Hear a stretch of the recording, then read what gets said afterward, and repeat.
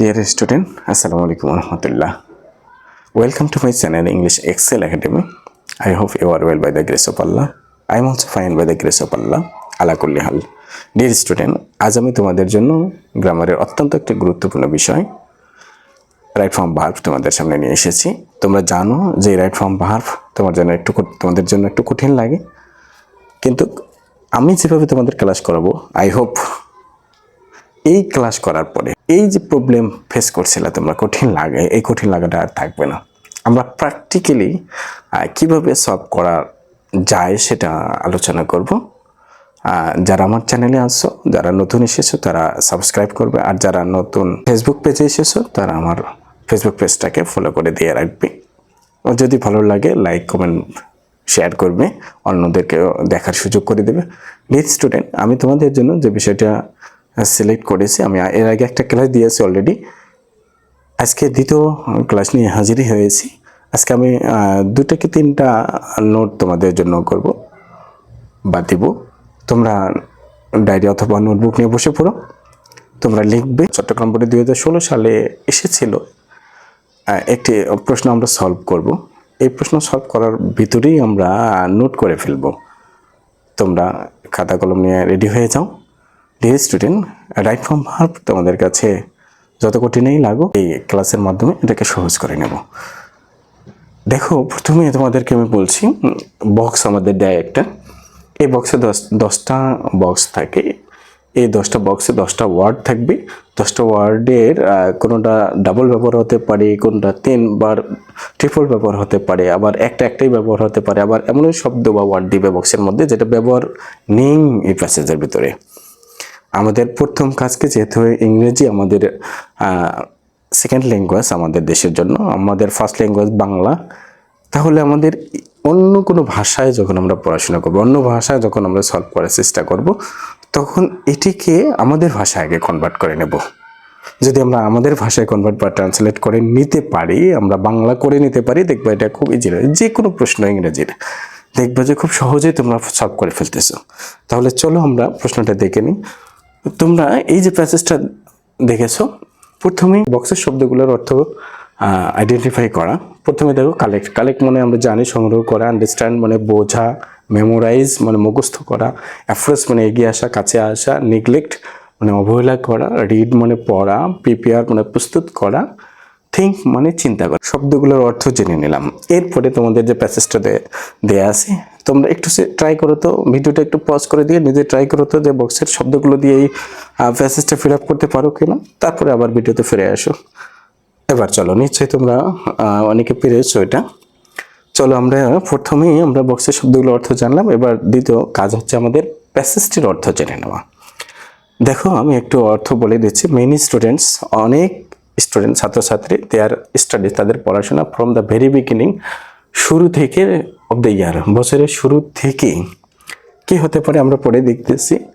When the exam যখন পরীক্ষা, they start তারা শুরু করে, ভেরি সিরিয়াসলি খুব আন্তরিকতার সাথে, সামটাইমস মাঝে মাঝে, দে তারা নোটগুলো, ফ্রম দেয়ার ফ্রেন্ডস তাদের বন্ধু বান্ধবের কাছ থেকে, মোস্ট অফ দ্য টাইম অধিকাংশ সময়, দে গেট তারা পায়, দেয়ার নোটস তাদের নোটগুলো, বাই দেয়ার প্রাইভেট টিউটার তাদের প্রাইভেট টিউটারের কাছ থেকে, শিক্ষকের কাছ থেকে, দে তারা দিস নোটস এই নোটগুলো উইদাউট সারা, অ্যাজ এ রেজাল্ট এর ফলে, দেয়ার পাওয়ার অফ তাদের পাওয়ার অফ এরপরে কী হবে, শক্তি, ডাজ নট ডেভেলপ তাদের ডেভেলপ হয় না। এবার সলিউশনে যাই, দেখি তো কীভাবে আমরা সলিউশন করতে পারি। প্রথমেই যে সেন্টেন্সটি তোমাদের দেওয়া আছে, দেখো, many students there studies from the very beginning of the year. তোমরা একটু চিন্তা করো তো, এখানে কী হতে পারে। বছরের শুরু থেকেই অনেক স্টুডেন্ট কী করে, অবহেলা করে। শুরু থেকে যার কিছুদিন যাক, আর কয় মাস যাক, 2-1 মাস একটু খেলাধুলা করি, ফেসবুক টিকটকিং এগুলো নিয়ে ব্যস্ত থেকে আবার ক্লাসটা শুরু হবে। ক্লাস যখন শুরু হয় তখন আবার বলি যে যাক না, এখনও 6 মাস 1 বছর বাকি আছে, তারপরে পড়াশোনা। এই করতে করতে যখন পরীক্ষার আগে আসে তখন কিন্তু এটা করবো না, ওটা করবো, এটা করবো না, এটা করবো। এই প্রসেস থেকে শিক্ষা তাদের জন্য আছে। আমি তোমাদের রিকোয়েস্ট করবো এই কাজটা কখনো করবো না। এই প্যাসেজে শুধু আমাদের পড়ার জন্য দিয়েছে, সলভ করার জন্য না, এখান থেকে শিক্ষাও নিতে হবে আমাদের। ডিয়ার স্টুডেন্ট, আমরা অ্যাট ফার্স্ট যে সেন্টেন্সটা দেখতেছি এই সেন্টেন্সটা একটা সাধারণ সেন্টেন্স, একদম জেনারেল সেন্টেন্স। জেনারেল সেন্টেন্সের কাজ কি? জেনারেল টেন্সে আসে।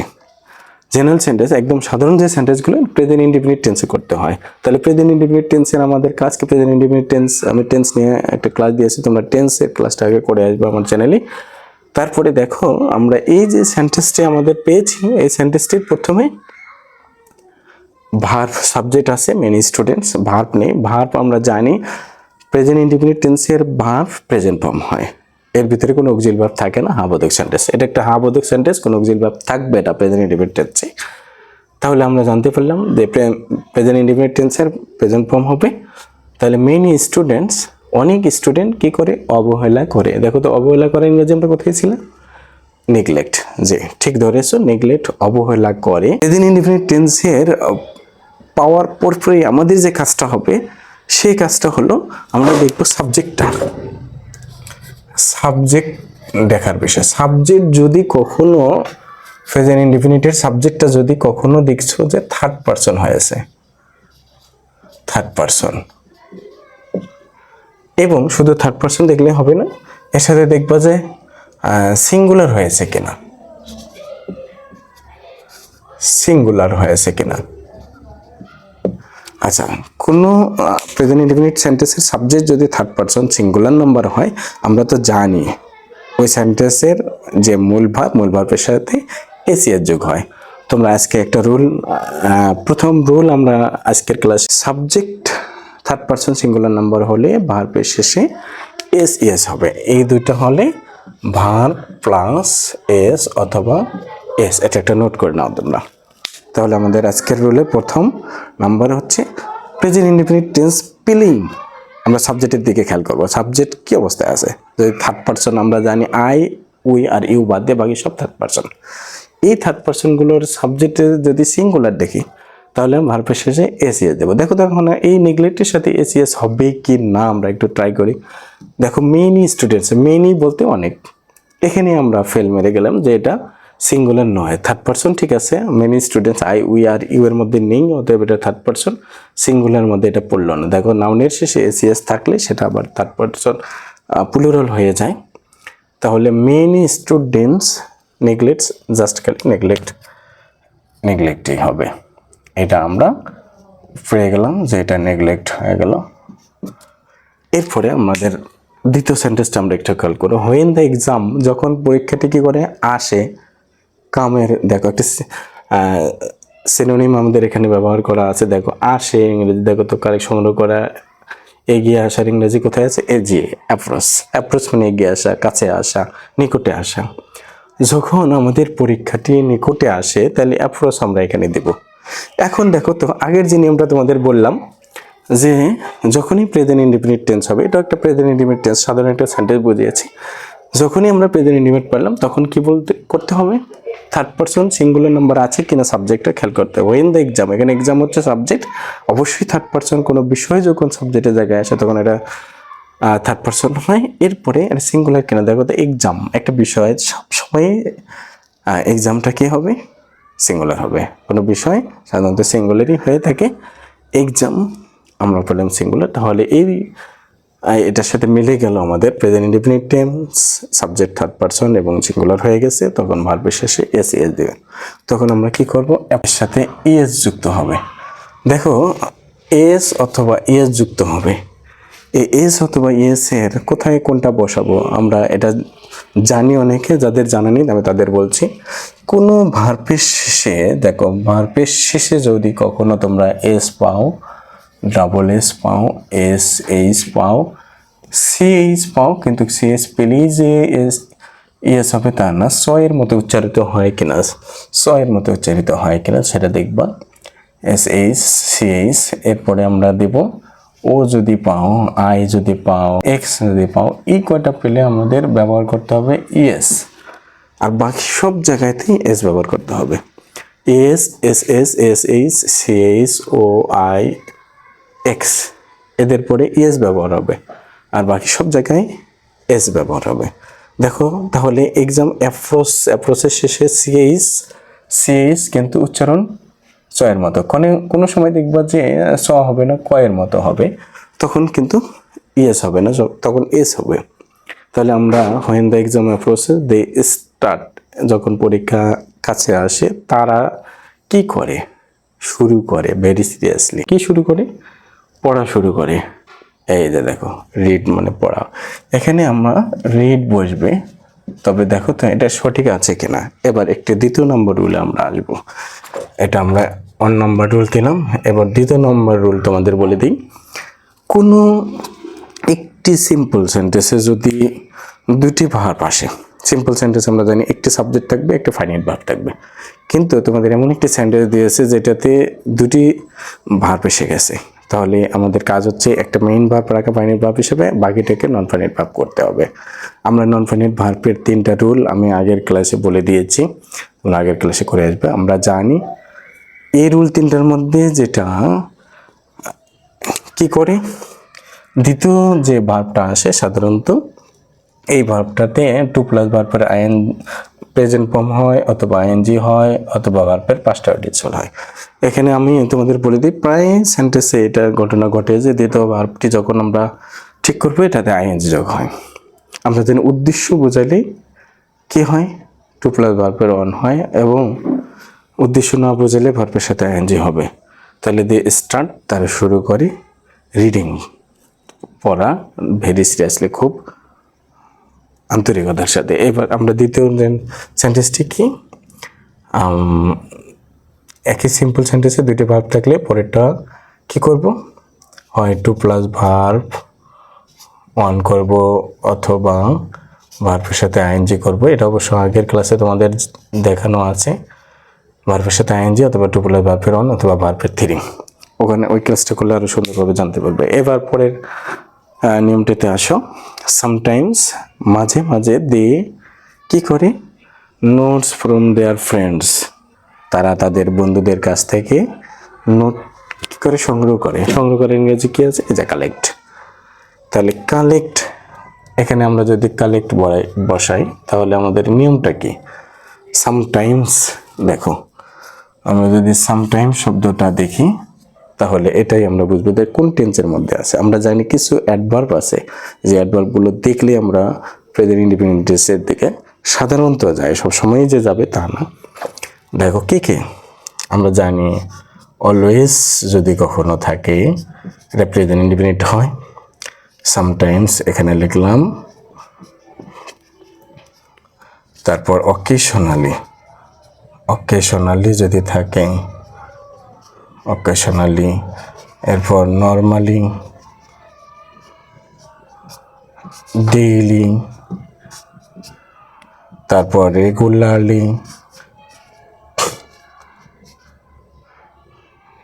Regularly, usually, often, every day. এই যে এগুলো হচ্ছে সবগুলোই হচ্ছে কি অ্যাডভার্ব। কখনো যদি এই অ্যাডভার্বগুলো আমরা পাই তাহলে এটা অবশ্যই প্রেজেন্ট ইনডিফিনিটে সাধারণত হয়। অলওয়েজ মানে সর্বদা, সামটাইমস মানে মানে এস হবে, সামটাইমস মাঝে মাঝে, অকেশনালি এটাও সাধারণত, এরপর নর্মালি সাধারণত, ডেইলি প্রতিদিন, রেগুলারলি নিয়মিতভাবে, ইউজুয়ালি হ্যাঁ সাধারণত, অফেন প্রায়, এভরিডে প্রতিদিন। তাহলে আমরা জানলাম যে সামটাইমস কোনো সেন্টেন্সে পেলে এটা প্রেজেন্ট ইন্ডিপেন্ডেন্ট টেন্স হবে। প্রেজেন্ট ইন্ডিপেন্ডেন্ট টেন্স আমরা কালেক্ট করব। এবার প্রেজেন্ট ইন্ডিপেন্ডেন্ট টেন্স আমি যে আগে বলেছিলাম যে থার্ড পারসন সিঙ্গুলার নাম্বার, আমরা দেখতেছি থার্ড পারসন এসেছে কিন্তু সিঙ্গুলার কিনা, না সিঙ্গুলার না, দে মানে তাহারা, অবশ্যই প্লুরাল। তাহলে আমরা এসিএস দিতে পারতেছি না। Collect, they collect notes from their friends. এবার আসো, মোস্ট অফ দ্য টাইম, অধিকাংশ সময়, দে গেট তারা পায়। দেখো অলরেডি একটা সাবজেক্ট, আমরা সাবজেক্টের সাথে ভার্ব পেয়ে গেছি একটা। আবার মনে হয় এই সেন্টেন্সে আমাদের ভার্ব ঠিক করতে বলছে, দেয়ার নোটস তাদের নোটগুলো পায়। আমরা জানি কোনো সেন্টেন্সের যদি গেট পায় থাকে এটা একটা পজিটিভ ভার্ব হয়, এবং পজিটিভ ভার্বের নিয়ম হচ্ছে এটা ভার্বের পাস্ট পার্টিসিপল করতে হবে। ভার্বের পাস্ট পার্টিসিপল কীভাবে করব, পাস্ট পার্টিসিপল আমরা কেন করব, আমরা জানি সাবজেক্ট যদি নিজে কাজ না করে তাহলে এটা প্যাসিভ হয়, আবার পজিটিভ ভার্ব হয়। যেমন আমরা চুল কাটি, আমরা কিন্তু চুল নিজেরা কাটি না, আমরা নাপিতদের কাটাই, কিন্তু আমরা বলি চুল কাটতে যাই, চুল কেটে আসলাম। তোমরা খেয়াল করে দেখো, এই যে সেন্টেন্সগুলো আমরা তৈরি করব, আমাদের এই সেন্টেন্সগুলো পজিটিভ ভার্ব দিয়ে তৈরি করে। কিছু নির্দিষ্ট পজিটিভ ভার্ব আছে, আর কিছু তৈরি করতে হয় অটোমেটিক আগে থেকে আছে, কিছু কিছু তৈরি করতে হয়। এটা নিয়ে আবার পরে আমি ক্লাস দিব তোমাদের জন্য। একটু খেয়াল করো, একটা পজিটিভ ভার্ব। এই নোটগুলো তারা কি পায়, কার কাছ থেকে পায়? তাদের টিউটরের কাছ থেকে। এটা কিন্তু প্যাসিভ না। প্যাসিভ যদি হতো অবশ্যই কি হতো, একটা বিভার্ব দিতে হবে আর একটা পাস্ট পার্টিসিপল দিতে হবে। তাহলে এটা প্যাসিভ নয় যেহেতু, তাহলে আমরা কি করব? প্রিপেয়ার্ড, প্রস্তুত, পাস্ট পার্টিসিপল করে দিলাম প্রিপেয়ার্ড। আমরা দেখলাম যে 3 নম্বর যে রুল, এই রুলটা আমরা একটু খেয়াল করি যে কি রুলটা আমরা এখানে পেলাম। এটা হচ্ছে পজিটিভ ভার্ব। পজিটিভ ভার্ব যদি আমরা পাই কখনো, পজিটিভ ভার্ব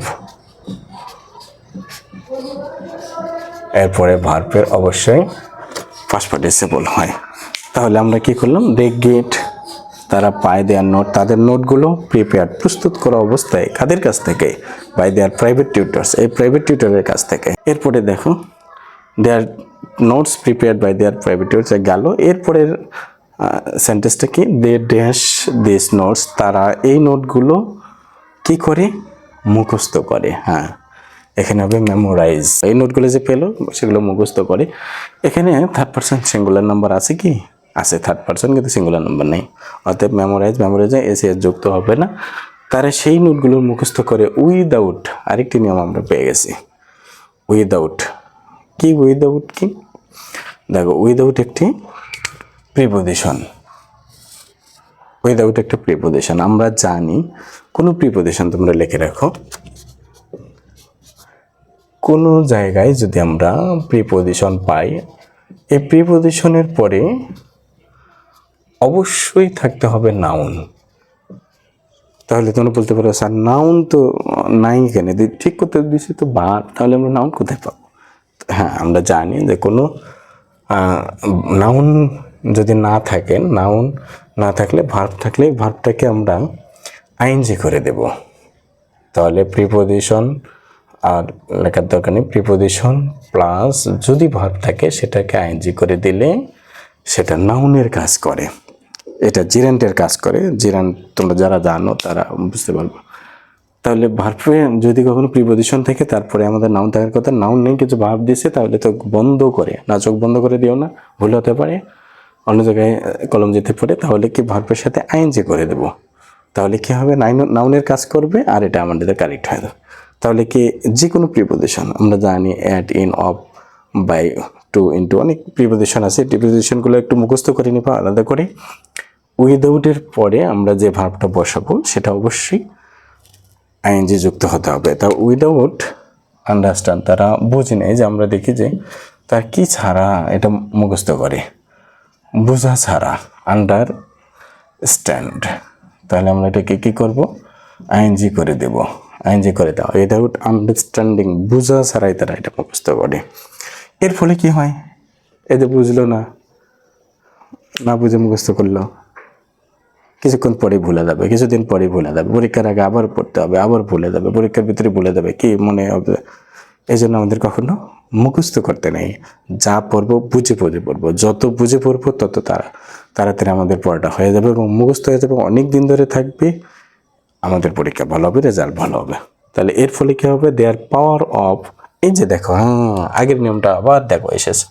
এই যে প্রিপোজিশনের পরে নাউন থাকার কথা, প্রিপোজিশন নাউন তো নাই, ওদের ঠিক করতে দিতে হচ্ছে কি? ভার্ব। তাহলে ভার্ব আমরা কি নেব?